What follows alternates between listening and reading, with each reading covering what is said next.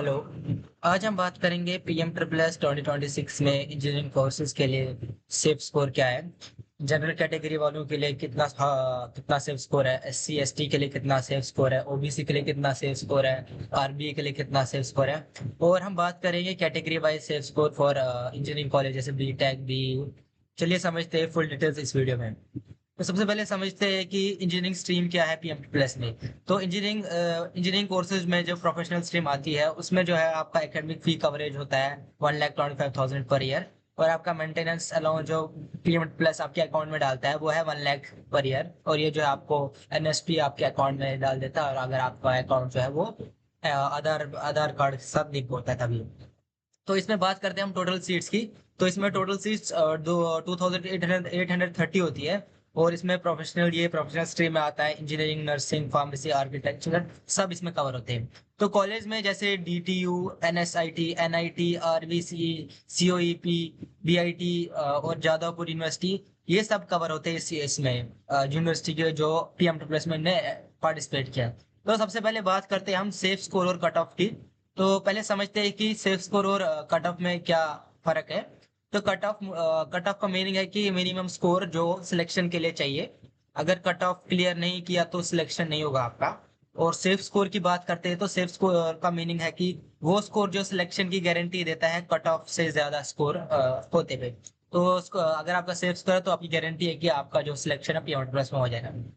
जैसे अगर cut off 75% है तो सेफ स्कोर 80% होगा।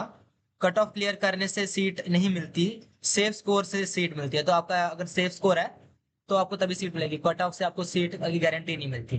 तो दोस्तों आज हम बात करेंगे कि कट ऑफ क्लियर करना है मतलब सिलेक्शन नहीं। तो इस बार मैं आपको बात बताऊंगा कि इस बार जो है कंपटीशन इस बार का पीएम प्लस का कम है as compare to last 3-4 years. क्योंकि इस साल क्या हुआ कि बहुत कम टाइम मिला, बहुत ज्यादा कम। अगर हम लास्ट 3-4 साल की बात करें तो लास्ट 3-4 साल में पहला ये हुआ कि बहुत सारे बच्चों को एक एक, एक 2-2 महीने की ये चलती थी ये रजिस्ट्रेशन, 1-2-3-3 महीने का चलता है रजिस्ट्रेशन। लेकिन बात ये कि इस साल जो है 10 दिन का चला मैक्स। और 10 दिन के बाद भी आपको कितना एक्सटेंशन मिला, सिर्फ 2 दिन का मैक्स मिला।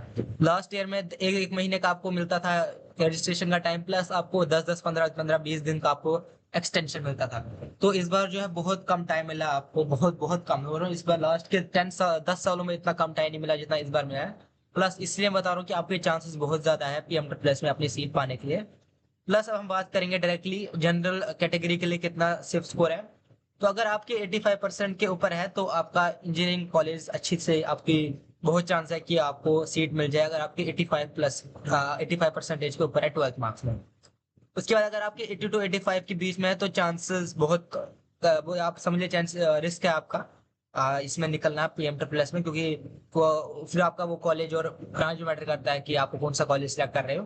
तो अगर आपका जैसे मैंने बोला कि आपको अगर जनरल कैटेगरी वालों के लिए सिर्फ स्कोर जो है वो 85% है, 85 है आपके अब वो 12th क्लास में, तो आपको आराम से मिल जाएगा। प्लस मैंने कहा कि जेई बहुत मैटर करता है। अगर जेई आपने दिया है तो उससे भी आपका बहुत ज्यादा चांसेस बढ़ जाते हैं पीएम प्लस में इंजीनियरिंग कॉलेज में। तो हम बात करेंगे एससी कैटेगरी के लिए सेफ स्कोर। तो रिजर्व एज मैंने ऐसे ऑलरेडी बोल चुका हूँ कि रिजर्वेशन की वजह से एससी कैटेगरी में कंपटीशन थोड़ा कम है, तो जनरल से थोड़ा कम ही है। तो जैसे मैंने कहा कि लास्ट में आपको ये जो बता रहा हूँ लास्ट के 3-4 साल के प्रिडिक्शन के हिसाब से बता रहा हूँ। तो ऐसी एससी कैटेगरी के लिए 80% से ऊपर सेफ स्कोर है। और यही सेम जो है एसटी के लिए भी है। एसटी के लिए भी आपको 80% के ऊपर होना चाहिए। एससी एसटी सेम होता है, एसटी एससी में सेम स्कोर रहता है यूजली मोस्ट होता है। तो इसमें 80% के अगर अबो है आपको तो इजिली आपका ये जो है सेफ स्कोर है आपको इजिली मिल जाएगा सीट। और अगर 85 के नीचे 80%, 80 से 85 के तो थोड़ा रिस्क है आपको निकलना है रिस्क आपकी सीट का।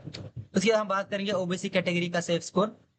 तो ओबीसी कैटेगरी के लिए आपका जो सेफ स्कोर रहेगा वो रहेगा 70, आपका 83 के ऊपर रहेगा। 83 के ऊपर अगर आपके परसेंटेज है तो आपका जो है पीएम प्लस में आराम से सीट निकल जाएगा, सेफ स्कोर है आपका। और ये जो है सेम जो है ओबीसी और आरबीए का सेम रहता है। ओबीसी का भी और आरबीए का 83 के ऊपर है तो आपको मिल जाएगा। और अगर आपका 78 से 83 के बीच में थोड़ा रिस्क है आपका इस बार सीट निकलना। तो ये जो था ये मैंने आपको बता दिया है कि सेफ स्कोर दोनों का ये जो है। अब मैं आपको एक बार समरी दे दूं अगर, तो जनरल कोर्स का 85% के ऊपर अगर आपका तो सेफ है। एससी कैटेगरी का 80% अबो है तो सेफ है। एसटी का 80% के अबो है तो सेफ है। ओबीसी का 83% के अबो है तो सेफ है। और एस आरबीए का भी 83% के अबो तो सेफ है। तो ये सारा वीडियो था आपको। अगर आपको ये वीडियो अच्छी लगी तो लाइक कीजिए, कमेंट कीजिए, शेयर कीजिए और बताइए कि आपका कौन सा कैटेगरी है कमेंट सेक्शन में। और अगर इस बार हम टारगेट करते हैं कि 10 के व्यूज का, अगर 10 के व्यूज आ जाए तो हम इस बार नए एक और वीडियो बनाएंगे इंजीनियरिंग कॉलेज का, जिसमें हम बताएंगे कैसे आपको सिलेक्शन करनी इंजीनियरिंग कॉलेज की। Thank you.